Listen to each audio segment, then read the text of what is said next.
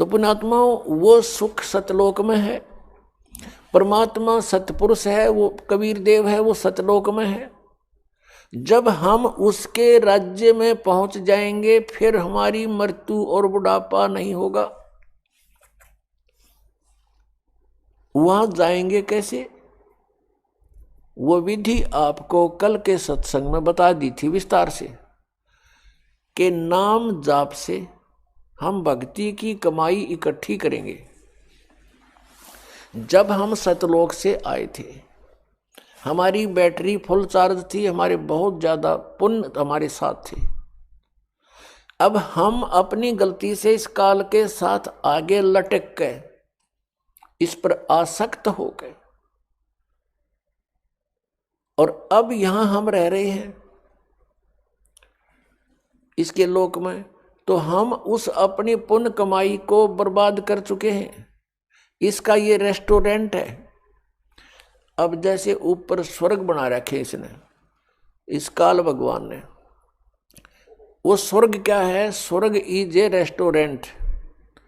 और उस रेस्टोरेंट में जो कोई जाता है तो उसका मालिक उससे चार्ज लेता है। जैसे कमरे का किराया, खाने का, जैसे खाने का खर्चा उसका 20 रुपये लगते हैं तो 50 रुपये चार्ज करता है, और वो उस कमरे में उस रेस्टोरेंट में रहने वालों से चार्ज किया जाता है, और उनकी पूंजी समाप्त होती है, होटल वाले की पूंजी बढ़ती है। तो ऐसे ये काल भगवान ने रेस्टोरेंट बना रखे हैं जिनको ये स्वर्ग कहता है। वहाँ सारी सुविधाएं, बदमाशी, बकवाद, डांस, गाने, बड़े बड़े झरने बह रहे हैं, पार्क बने हुए हैं, वहाँ ये सैर सपट्टे करके स्वर्ग में अपने पुण्यों को नष्ट करके फिर दोबारा यहाँ पृथ्वी पर आ जाता है।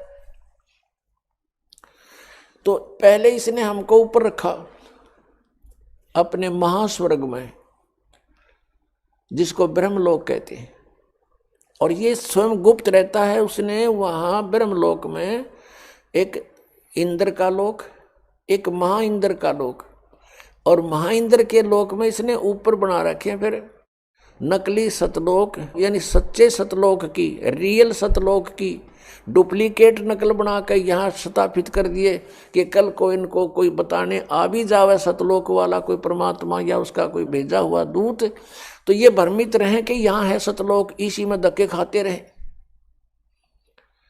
तो नकली सतलोक, अलखलोक, अगमलोक, अकय लोक यहाँ बना रखे हैं काल ने इस ब्रह्मलोक के अंदर। तो हमें पहले वहां रखा और चार्ज हमारे से शुरू कर दिया। फिर हमारी पूंजी कुछ कम हुई तो नीचे वाले स्वर्ग में रखा, जहाँ इंद्र का लोक एक अलग से है, कॉमन स्वर्ग बोलते हैं उसको। और उसमें भी जब पुण्य समाप्त हुए पृथ्वी पर पटक दिया, मनुष्य बनाकर पटक दिया, यहाँ जन्म दे दिया स्त्री पुरुष बना करके। फिर यहाँ पर हमारे इतने पाप इकट्ठे होते चले गए। पुण्य क्योंकि शास्त्र अनुकूल साधना से बनते हैं, शास्त्र अनुकूल साधना इसने मिथ्या करवा दी।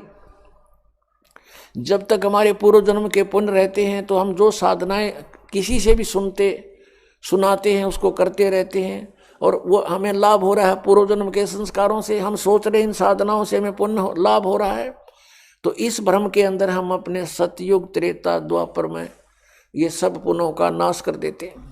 और उस दौरान परमात्मा आते हैं, स्वयं चारों युगों में आते हैं, क्योंकि अपने का दुख अपनों को ही होता है। उस परमात्मा से हमारा कष्ट सहा नहीं जाता। हम रोते हैं, चिल्लाते हैं, किसी का बेटा मर गया, किसी की बेटी मर गई, लेकिन वो परमात्मा फिर वहाँ से चल कर आते हैं। हमें ज्ञान देना चाहते हैं कि तुम जहाँ रह रहे हो ये स्थान ठीक नहीं, ये काल का लोक है, और यहाँ जितनी बार जन्मोगे ये संकट तुम्हें झेलने पड़ेंगे। इसके लिए मैं बताता हूँ, और तुम ये साधना, ये भक्ति करो, ये छोड़ दो। लेकिन हम इतने रंगे जा चुके होते हैं, इस काल के दूतों के द्वारा रह रहकर फीड कर दिया जाता हमारे अंदर, हम परमात्मा के उस ज्ञान को स्वीकार नहीं कर पाते हैं। हमारी बुद्धि जीव संज्ञा की है, और हम इन ऋषि महर्षि संतों को परम संत मानकर इन पर समर्पित हो चुके हैं, और ये सोच चुके हैं कि ये भगवान को प्राप्त कर चुके हैं, इन्होंने सतलोक चले गए होंगे। क्योंकि सतलोक वर्तमान के अंदर ठेका ये राधा स्वामी पंथ, धन धन सतगुरु पंथ, जय गुरुदेव पंथ मथुरा वाला, इन्होंने ले रखा है कि हम सतलोक भेजेंगे। इन सतलोक का ही ना पता, इनको सतनाम का पता नहीं। इनके पूर्वज ने, यानी जिसने ये काल का जाल प्रारंभ किया, राधा स्वामी पंथ श्री शिवजाल जी को कहते हैं, उनका चलाया हुआ ये पंथ है। और उसको ये अपना परम धनी मुखिया मानते हैं सभी पंथों वाले, जितने से संबंधित है, इसकी ब्रांचें हैं, कि वो हमारा हेड ऑफ द डिपार्टमेंट है, वहां से हमारा पंथ चला है। और उसने सतनाम का नहीं पता। सतनाम सतलोक भी सतनाम, सचखंड भी सतनाम, सतपुरुष भी सतनाम, और सार शब्द भी सतनाम को कहते हैं, और सत शब्द भी सतनाम को, और सतनाम भी सतनाम को। ये सतलोक जाएंगे। अरे इनके मंत्र पांचों काल के, नाम से मोक्ष होगा। परमात्मा कहते हैं जैसे ये हठ योग करते, 2.5 घंटा सुबह बैठो, 2.5 घंटा शाम बैठो। इन्होंने पुण्यात्माएं जो है, इन्होंने अपने पैर भी खराब कर लिए। एक भक्त आता फरीदाबाद साइड से, दाढ़ी सी रखता है, वो कह रहा था जी मैं इस राधा स्वामी पंथ से जुड़ के 40 साल मैंने अपना गोड्डे भी कंडम कर लिए, भगवान मिले। वो 2.5 घंटे गए, मैंने 6-6 घंटे बैठ कर देख लिया, कुछ प्राप्त नहीं हुआ, लेकिन मैं प्रभुता के कारण।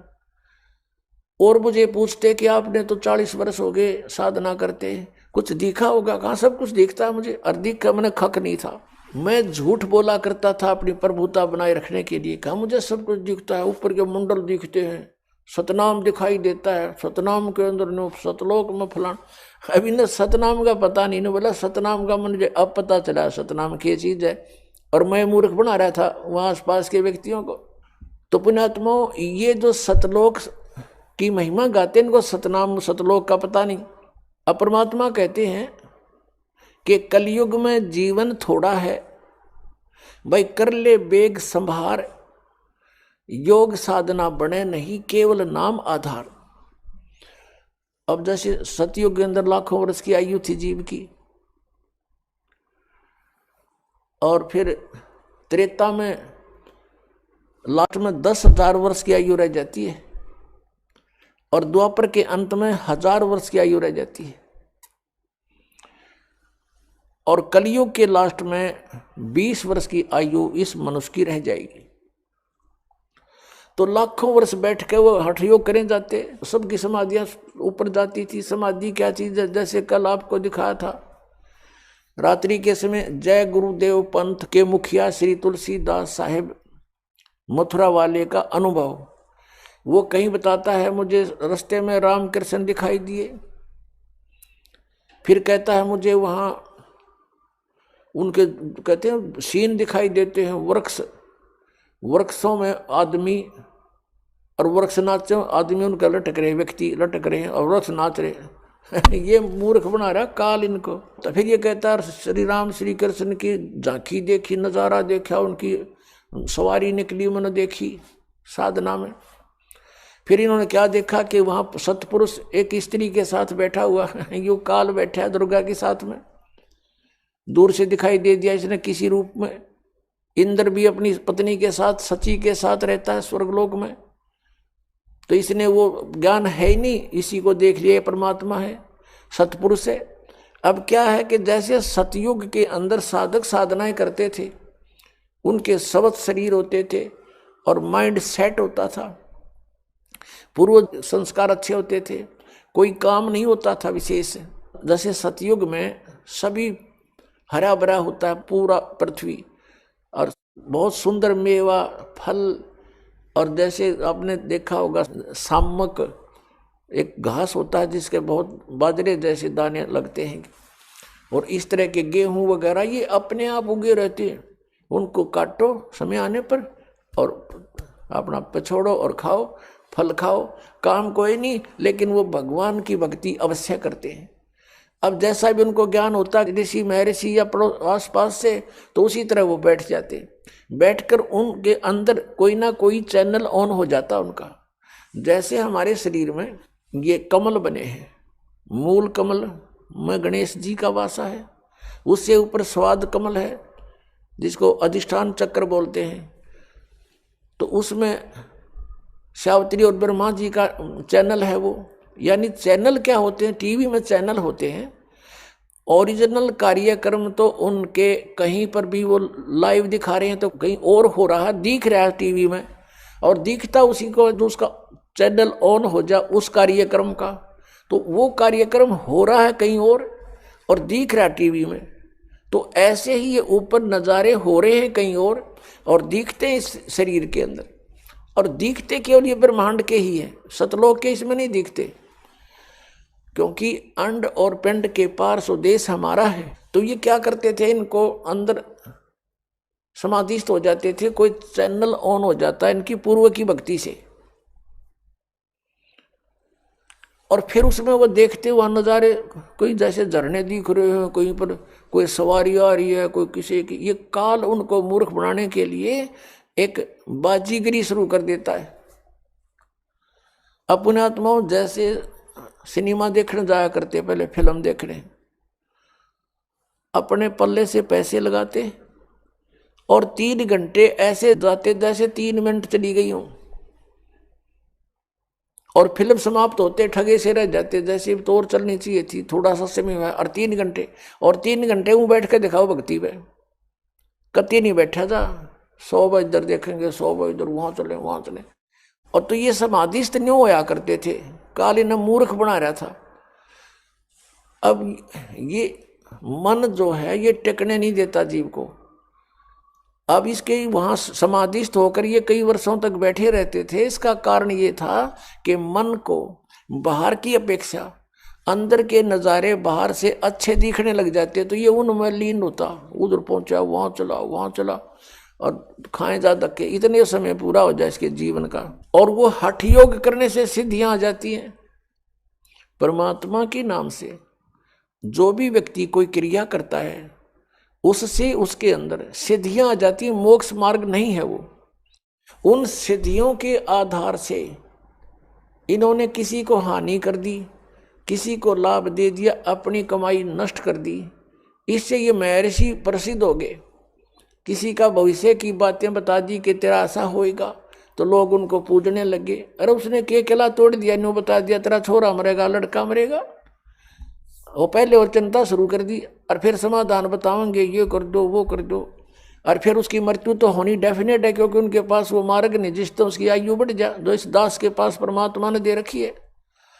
तो फिर वो लड़का मर जाता है, तो अड़ोस पड़ोस के भी कहते हैं भाई उस महात्मा ने तो पहले बता दिया तेरा लड़का मरेगा, बताओ उसने के किला तोड़ दिया, लड़का मरेगा, और उसी से वो प्रसिद्ध हो गए, भाई बड़ा बहुत भविष्य की जानता है। तो इसका कोई लाभ था इनसे। तो अब परमात्मा कहते हैं कि तुम किसी से ज्योतिष दिखा के आना, नाम लेने तो पहले, फिर ना धक्के खाना, नहीं तो नाम खंड हो जाएगा। और वो कोई आपको हानि बता दे कि आपको उस समय में इतनी हानि होगी, या कोई ऐसा दुर्घटना होगी, आपके परिवार का सदस्य या आपकी कोई मृत्यु का संयोग बताता है, तो यहाँ उपदेश लो और सच्चे दिल से नाम खंड मत होने देना, और फिर देखना।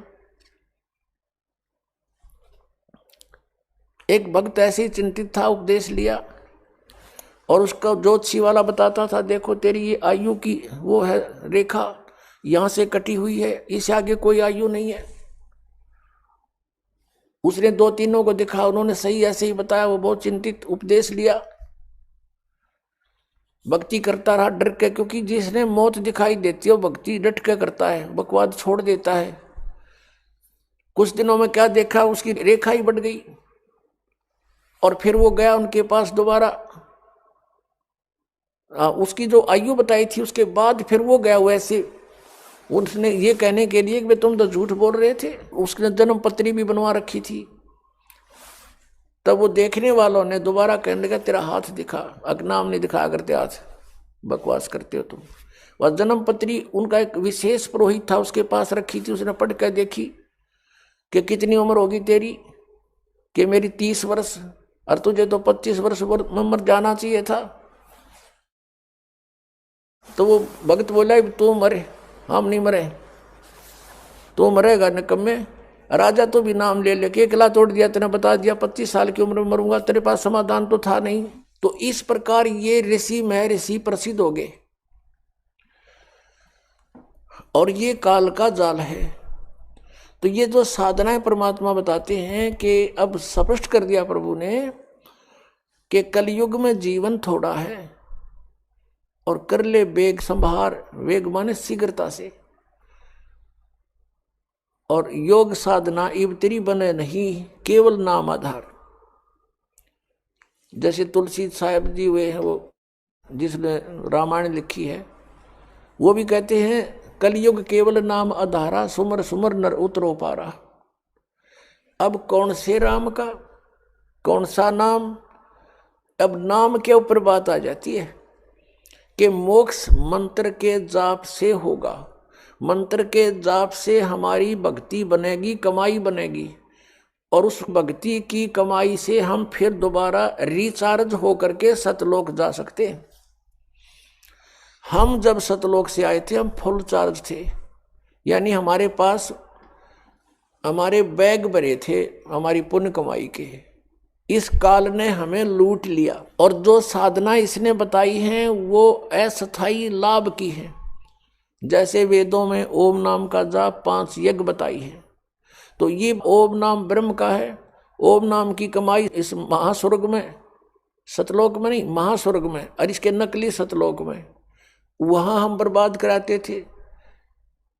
जैसे आपको बहुत बार बताया है कि एक समय मार्कंडेय ऋषि साधना कर रहा था, तब ऐसे समाधिस्थ होकर बैठा था, और जो वर्तमान में इंद्र होता है स्वर्ग का राजा, वो यज्ञ तप आदि से बनता है। तो उसको एक हिदायत इंस्ट्रक्शन होती है, उसके लिए एक चेतावनी होती है कि तेरे शासन काल में यदि कोई इंद्र की गद्दी प्राप्त करने योग्य तप कर लेगा तो तुझे गद्दी से हटाना पड़ेगा और उसको गद्दी पर नियुक्त करेंगे। तो ये भी चिंता उसको रहती है कि मेरे शासन काल में कोई इंद्र की गद्दी प्राप्त करने योग्य कोई यज्ञ या साधना ना कर ले, तप ना कर ले। इसलिए वो अपने देवताओं को पृथ्वी पर एज ए CID इंस्पेक्टर छोड़ देता है। तो ऐसे किसी दूत ने जाकर के इंद्र को बताया कि बंगाल की खाड़ी में एक मार्कंडे नाम के ऋषि बहुत दिनों से साधना कर रहे हैं, तप कर रहे हैं। इंद्र को चिंता हुई, उसने एक उर्वशी अपने लोक से एक सुंदर औरत भेज दी, सब हार श्रृंगार उसको दे दिए, उसको एक सिद्धि भी दे दी कि उस ऋषि के आसपास ऐसा वातावरण बना दे बसंत जैसा, सुगंध छोड़ दे। और उसने ऐसा ही किया, और फिर वो सामने जाके खड़ी होगी, सब सुंदर आभूषण पहने हुए। मार्कंडे ऋषि की आधी आंखें खुली, आधी बंद थी, समाधिस्थ था, और वो देख रहा था सांग ब्रह्मलोक में। उधर से वो उर्वशी उसके सामने नाचने लगी, डांस करने लगी थोड़ी सी दूरी पर। कभी कैसी अदा करती है, कभी कैसे, लेकिन उसने नजर ऐसी थी कि ये ऋषि कुछ हरकत करेगा मेरे साथ, ऐसा नहीं हुआ। तब उसने सोचा कि बात बनी नहीं, उसने सभी वस्त्र उतार दिए, नेक्ड खड़ी होगी। तब मार्कंडे ऋषि ने कहा कि हे बेटी, हे बहन, हे माई, तू यहाँ किस लिए आई, कारण बताइए। शर्मिंदा होगी उर्वशी, कपड़े पहन लिए और कहने लगी कि हे ऋषि जी, मेरे स्वरूप को देखकर यहाँ के सभी तपस्वी डामाडोल हो गए, इनका देख ले जाकर के बुरा हाल हो चुका है, और आप जानो आपकी समाधि कहाँ थी। तब मार्कंडे ऋषि ने बताया कि मेरी समाधि वहां पर थी जहां तेरे जैसी तो वहां डांस करने वालियों की दासियां थी, साथ साथ, यानी सेवन साथ साथ तेरे जैसी तो उनके चरण दौड़ने वाली थी, इतनी सुंदर है वो। मैं उनके डांस देख रहा था, तेरे क्या देखूं फिर मैं। तब उर्वशी ने कहा कि आप मेरे साथ इंद्रलोक चलो। मार्कंडेय ऋषि ने कहा कि तेरे से कोई सुंदर हो उसने भेज जा तू। तो वो कहने लगे जी स्वर्ग के राजा की पत्नी इंद्र की पत्नी मैं ही हूं और मेरे से सुंदर उस स्वर्ग में कोई औरत नहीं है। तो फिर मार्कंडेय ऋषि ने कहा कि जब तेरा इंद्र मरेगा तू क्या करेगी? उर्वशी ने कहा कि मैं ऐसे ऐसे 14 इंद्र वरूंगी, 14 पुण्यात्माओं। एक शास्त्र अनुकूल साधना त्याग कर मनमाना आचरण करने से और इस काल के दूतों की बताई भक्ति करने से उस पुण्यात्मा ने इतनी कठिन साधनाएं की होंगी कभी कि वो इतनी लंबी उम्र स्वर्ग की प्राप्त कर ली उसने कि 1008 चतुर्युग तक वो स्वर्ग में रहेगी एज ए पटरानी, एज ए मतलब इंद्र की पत्नी के रूप में रहेगी। और जो इंद्र होगा उसका इंद्र का शासन काल, Indra is a post, Indra का शासन काल वो 72 चतुर्युग का होता है। एक चतुर्युग में सतयुग, त्रेता, द्वापर, कलयुग, ये 4 युग होते हैं। तो ऐसे ऐसे 72 चतुर्युग तक एक इंद्र का शासन काल होता है और उसकी मृत्यु के बाद दूसरा इंद्र उसी पोस्ट पर बैठ जाता है। और वो जो सची नाम की औरत है वो पुण्यात्मा कभी इतने पुण्य कर चुकी है कि वो उनके साथ कांस्टेंट बनी रहेगी, इंद्र बदलते रहेंगे, वो उनकी पत्नी सबकी बनी रहेगी। इतना ये सुख स्वर्ग में ईसन सुख मानना है जिसका घना समय स्वर्ग में बीत जा, उसको ये टीरी खां बतावें सबसे अच्छा पुण्यकर्मी। अब इन मार्कंडेय ऋषि ने पूछा कि जब इंद्र मरेगा तू क्या करेगी? कि मैं 14 इंद्र मरूंगी। मार्कंडेय ऋषि बोला कि वो 14 भी मरेंगे, तू फिर क्या करेगी? तब वो क्या बताती है कि मैं तो गद्दी बनूंगी मृतलोक में और जितने इंद्र में भोगूंगी वो सारे गधे बनेंगे, अपना पुण्य भोग कर, स्वर्ग का राज्य भोग कर। तब मार्कंडेय ऋषि ने कहा कि फिर मुझे तू किस लिए अपने इसे गंदे लोक में ले जावे थी जिसका राजा गधा बने, रानी गधी बने? तो क्या कहती है, मैं अपनी इज्जत रखने के लिए वहां जाऊंगी तो ये कहेंगे तू हार कर आगी। अपनी इज्जत रखने के लिए मैं आपको इंद्रलोक में चलने के लिए कह रही थी। तो मार्कंडेय ऋषि ने कहा, ए भोली आत्मा, आप ही स्वीकार कर रही है कि मैं मृत्यु के उपरांत गधी बनूंगी और अब भी तू गधी 14 खत्म करेगी और फिर भी इज्जत की ठेकेदार नहीं बनी बैठी है कि मेरी इज्जत रह जाएगी, भाग जहां से। अब पुण्यात्मा उसी समय इंद्र आ गया। इंद्र ने कहा कि बंद नवाज, इंद्र की गद्दी प्राप्त करो, तुम जीते हमारे। मार्कंडेय ऋषि कहता है, अरे इंद्र क्या कहता है? इंद्र का राज तो मेरे लिए काग की बीट है और आजा बेटा बैठ, तुझे मैं मार्ग बताता हूँ। मार्कंडेय ऋषि कहता है कि बैठ जा बेटा, मैं तुझे भक्ति मार्ग बताता हूँ। अरे भले आदमी, इंद्र की पदवी भोग कर तू गधा बनेगा, बैठ, तुझे ब्रह्मलोक का मार्ग बताता हूँ। अब वो मार्कंडेय ऋषि ने ब्रह्मलोक को सुप्रीम और फाइनल स्टेज मान ली थी और ब्रह्मलोक में गया हुआ प्राणी जो सत साधना करता है उसको बहुत समय तक यानी एक ब्रह्मा की मृत्यु होएगी तब तक उसका महास्वर्ग का समय निर्धारित हो जाता है। जो ब्रह्मलोक में चले जाते हैं उनका इतने पुण्य बन जाते हैं भक्ति से, ओम नाम के जाप से। अब मार्कंडेय ऋषि ने यही फाइनल मान रखा था कि इस तो ऊपर कोई जगह है कोई नहीं, स्वर्ग में चलेंगे, महास्वर्ग में जाएंगे यानी ब्रह्मलोक में। और वहां क्या देख रहा था, यहाँ बैठा भी देख रहा था वो डांस, और वही बकवास वहां उसमें है, वहां फिर आंखा देख लेंगे, यहाँ टीवी पे देखा था, और खर्च अपना ही होगा, आपकी उसकी पूंजी जाएगी। तो मार्कंडेय ऋषि ने उसको समझाया कि ये छोड़ दे इंद्र की गद्दी और भक्ति कर तू और वहां ब्रह्मलोक में चल। अब इंद्र क्या कहता है कि महाराज जी फिर देखेंगे, इब तो मैंने मौज करने दे, अगजा मरले डूब के। अब पुण्यात्माओं ये स्थिति प्रत्येक प्राणी की है।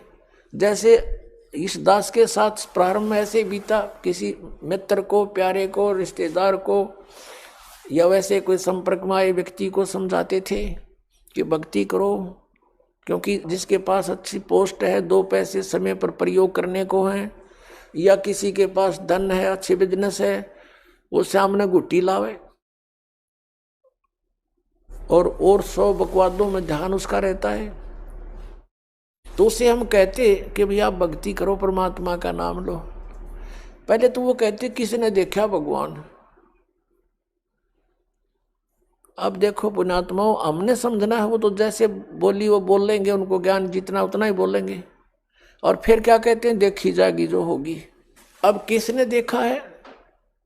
जैसे हम कहते हैं भी भक्ति ना करोगे तो गधे बनोगे, पशु बनोगे, ऐसा भगवान के विधान में है। तो वो क्या कहते हैं, देखी जाएगी, किसने देखा है। अब गधा अपने पास से के देखी जाएगी, क्या देखोगे, वो तो कुम्हार देखेगा। फिर 2.5 मन का बोरा कमर पर होगा, हाथ में लठ, और जहां स्थान खाली दिखेगा उड़े मारेगा तेरे। अब देखना तो अब देखो, बुराई त्याग दो, भक्ति करो, अपना कल्याण करवाओ। फिर वो क्या कहते हैं, किसने देखा है, किसने देखा आगे का कि ऐसा होगा। अब पुण्यात्माओं, जैसे 5-4 अंधे जा रहे हों एक मार्ग पर, आगे से आंखों वाला उनको मिले और वो कहे भाई कहाँ जा रहे हो सूरदास, वो कहते हैं बाग में जा रहे हैं। और उनको कोई बताया कि ये बाग नहीं है, इधर तो आप जा रहे हो, ये तो वन है, घोर वन, इसमें भयंकर हिंसक प्राणी है, तुमने खा जाएंगे, इधर मत जाओ, वापस आओ, आपको दूसरा रास्ता बताता हूं। अब वो अंधे न्यू कहें कि किसने देखा है, देखी जाएगी। अरे भले आदमी, जो आपको बता रहा है वो देखकर बता रहा है, आंखों वाला है वो, और आपको जो बता रहा है वो सारी आपके साथ बीतेगी उस जंगल में, बियाबान में। तो यही सती थी आप और हम की थी। जिन महापुरुषों की आंखें थी, दिव्य दृष्टि खुली थी, वो आंखों वाले थे। उन्होंने इतने 12 ग्रंथ बनाए हमारे लिए, हम अंधों के लिए, कि तुम हमारी बात पर विश्वास कर लेना, ना दिखता हो तो। अब आंखों वालों की मानने नहीं, और अंधे ने आप दिखता नहीं, तो क्या होगा उसके साथ, वही रिजल्ट होगा जो आंखों वाला बता रहा था। यदि उस मार्ग को नहीं बदलेगा तो उसके साथ वही बीतेगी जो पहले बताई गई थी। अब जैसे कोई चोर ने ये कहे तू चोरी ना कर, भाई वहां पकड़ा गया तो पब्लिक पीटेगी, फिर पुलिस में देंगे, तेरी सजा होगी, काला मुंह करेंगे, और वो चोर न्यों देखी जाएगी। और कोई न्यों कहे तो भाई डराने के लिए कहा। कुछ ऐसे भी सिरफरे हैं कि ये रोचक भयंकर यथार्थ वाणी तो डराने के लिए कह रखी है। संतों ने ऐसा कुछ नहीं होता, वहां स्वर्ग नरक नहीं है, गधे कुत्ते कोई नहीं बनता। और एक सिरफिरा पंथ चल रहा है, ये ब्रह्मा कुमारी वाला, इन तो भट्ठाए बैठा दिया। ये कहते हैं मनुष्य तो मनुष्य ही रहेगा, स्त्री स्त्री ही रहेगी, यानी मनुष्य की आत्मा मनुष्य ही बनेगी। फिर भक्ति का क्यों ड्रामा कर रहे हो, जब मनुष्य मनुष्य ही बनेगा तो। और उनका एक और ऐसा विधान है कि 5000 वर्ष के बाद सृष्टि क्रम के आधार से जो आज आपका नाम है वही नाम होगा, वैसी सतिथि होगी, वह कर्म होंगे, ऐसा ही शरीर होगा। एक काना था, उनमें एक भगत बता रहा था कि एक काना था, एक लूच रहा था, और हमसे भी टकराए थे एक बार ऐसे, जिसको पोलियो हो रहा था एक, और वो भी ये गुण गावे इन ब्रह्मा कुमारी वालों के, और वो भी कथा सुना में बैठ कर डिस्कस करें, बहस करें हमारे साथ। वो कहने लगा कि 5000 वर्ष के बाद ऐसा ही मनुष्य तो मनुष्य बनेगा, और जो जिसका नाम है बाप का नाम, और जो उसका शरीर की सतिथि एज इट इज चेहरा होगा।